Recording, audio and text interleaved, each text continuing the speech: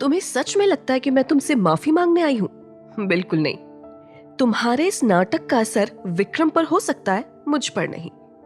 तुमसे बात करके मैं अपना ज्यादा टाइम वेस्ट नहीं करना चाहती हूँ, इसलिए तुमसे सीधे और साफ शब्दों में बोलती हूँ, मेरे पति से दूर रहो।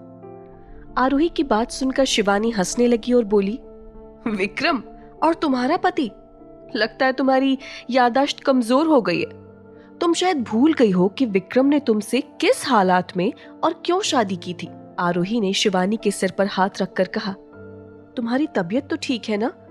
क्योंकि याददाश्त मेरी नहीं तुम्हारी गई है, इसलिए शायद तुम ये भूल गई हो कि शादी चाहे जिन हालात में हुई हो, विक्रम ने तब भी मुझसे शादी की थी और उसके बाद मेरे साथ शादी का कॉन्ट्रैक्ट कैंसिल करके दोबारा भी मुझसे ही शादी कर ली। दूसरी बार जब शादी हुई तब तो तुम भी वापस आ गई थी, फिर विक्रम ने क्यों नहीं की तुमसे शादी? इस सवाल का जवाब है तुम्हारे पास? आरोही की बात सुनकर शिवानी की आंखें गुस्से से लाल हो गई। उसने अपनी आंखें बड़ी करके कहा, विक्रम के साथ मैं अपनी पूरी लाइफ गुजारूंगी। तुम मुझसे मेरा विक्रम छीन नहीं सकती। मैं उसे किसी भी कीमत पर पाकर ही रहूंगी। बड़ी बेशर्म हो यार तुम। शादीशुदा होने के बावजूद किसी और के पति के साथ रहने की प्लानिंग बना रही हो। शादी? कौन सी शादी? प्रियांश से मेरी शादी?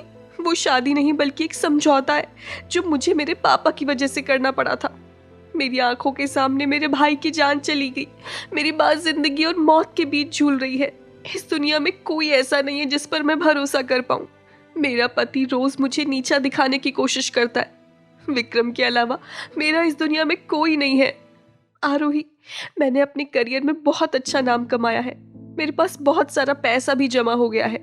तुम चाहो तो मेरे सारे पैसे ले लो, लेकिन विक्रम की जिंदगी से चली जाओ। तुम तो विक्रम से प्यार भी नहीं करती हो, फिर तुम्हें विक्रम को छोड़कर जाने में क्या प्रॉब्लम है?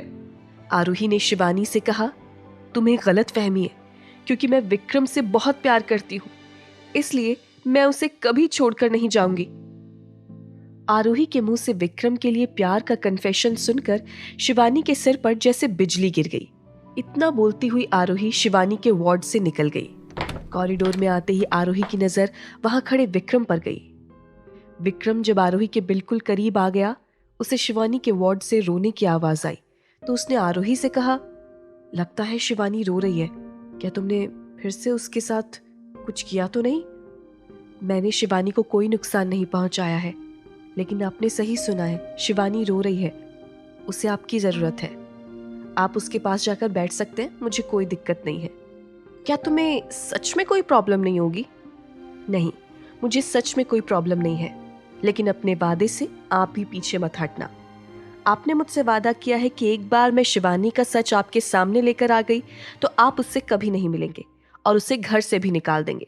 मैं जल्द ही सारे प्रूफ्स इकट्ठा कर लूंगी और इसलिए अगर आप अभी शिवानी से मिल भी लें तो मुझे कोई दिक्कत नहीं होगी, क्योंकि क्या पता ये शिवानी के साथ आपकी आखिरी मुलाकात हो।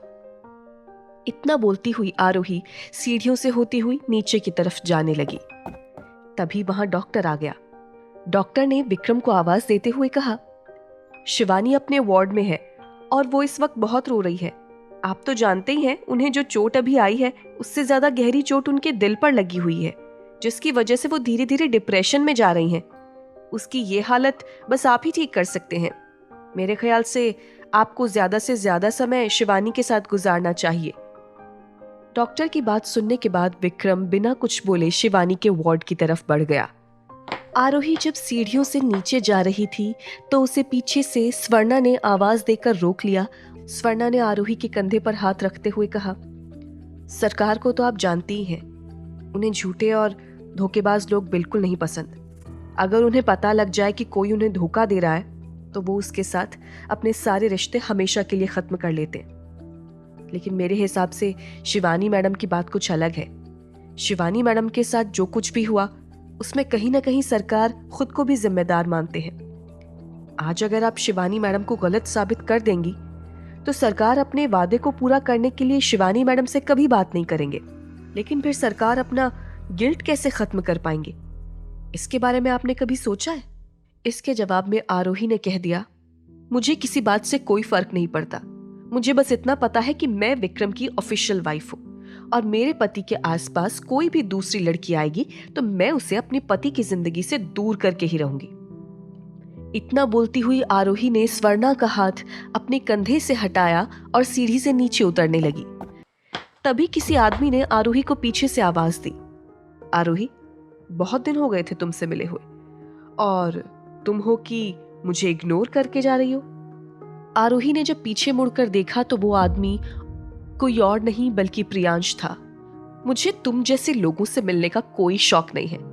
मैंने तुम्हारे बारे में जो भी सोचा था तुम उससे ज्यादा खराब इंसान निकले।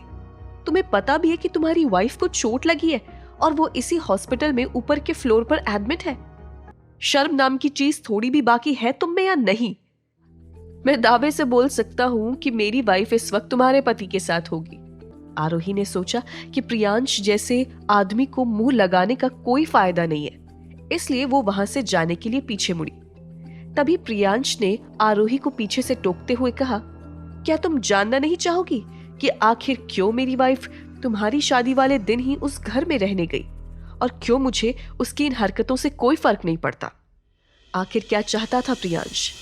क्या सच में वो आरोही को कोई सच बताने वाला था, या आरोही को फंसाने के लिए ये उसकी कोई नई चाल थी? क्या आरोही शिवानी का सच विक्रम के सामने लाने में कामयाब हो पाएगी? जानने के लिए सुनिए इस कहानी का अगला एपिसोड सिर्फ पॉकेट एफएम पर।